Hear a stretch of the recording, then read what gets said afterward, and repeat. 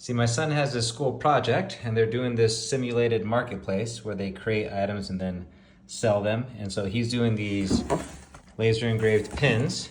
And then the other thing he's doing are these Lego paracord people. Now, I wasn't gonna make this video, but since I'm making so many, I thought might as well turn on the camera. So pinch the cord, I'll go all the way around my hand and then back to the bottom. So it's basically a turn and a half. And I'll snip that off. I'm gonna do that one more time, all the way around and halfways. Okay, snip that off again. Now with one of these strands, I'm gonna pick out one of the inner strands. There we go. Then we'll pick our Lego head. Which one do you think we should do? I thought you'd want that one. Okay, take your little strand and you'll put it together. And what we're gonna do is feed it and pull it from the bottom up. So I'll just put both of those, and it's almost like threading a needle. But we're using our paracord as our needle. So I'll place that through, and then we'll pull it right through the head.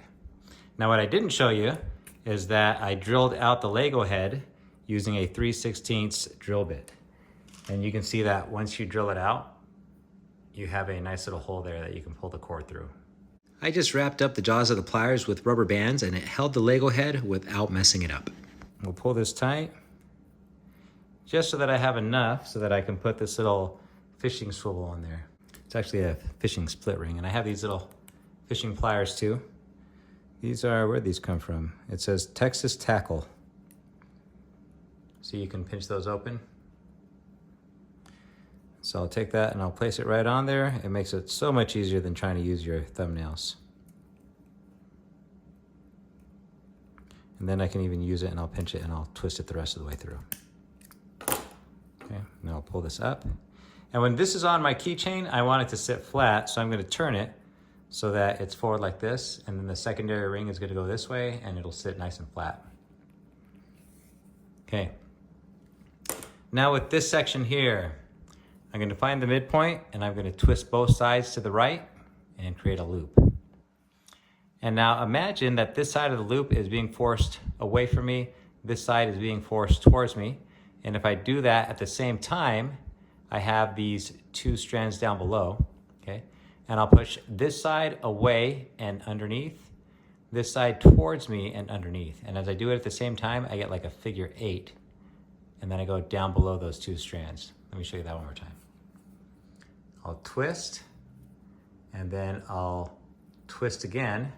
Got that figure 8, and I'll bring those two loops on either side down below. Okay, there's my little window there. Twist, twist, and meet them together. Now this is a constrictor knot. And with this constrictor knot, I'm gonna place it right through and tighten it up. Now, since I don't have a sturdy body to hold it together, when I pull it, it's gonna wanna fold over. We don't wanna do that. So I'm just gonna have to push this together as I pull in my tension.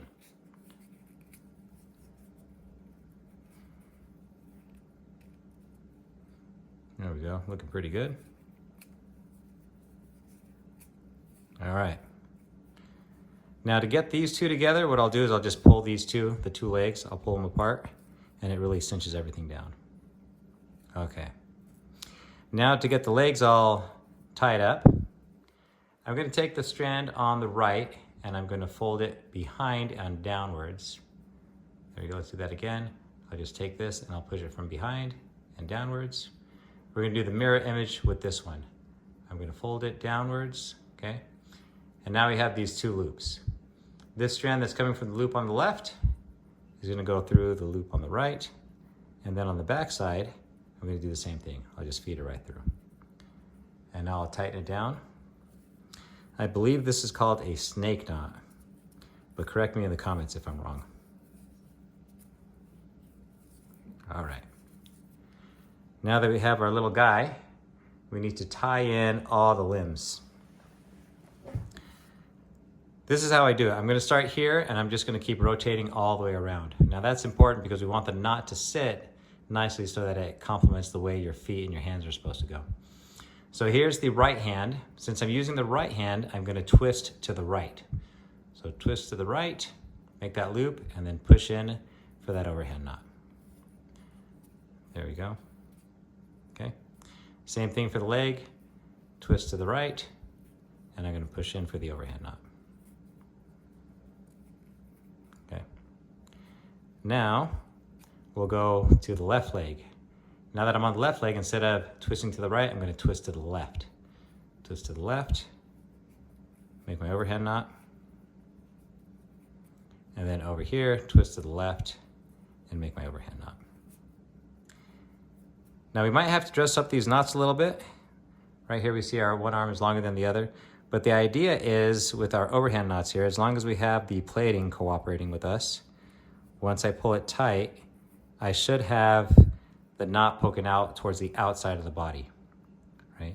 And we want it to kind of look like a foot poking out. This one, you can see the plating's a little twisted, so I'm just gonna loosen it up. I'll twist it a little bit and then pull it tight again. There we go. Now our foot is poking out the way we want it to. Let's adjust this arm here. That's a little too long for me still. And the arms, I like to make them just a little bit shorter than the legs. Just like real life. There we go. Let's trim these down. These are my favorite paracord scissors. I'll just line it up right with the knot and I'll chop it off, leave me about 1/8 of an inch. We'll do that all the way around.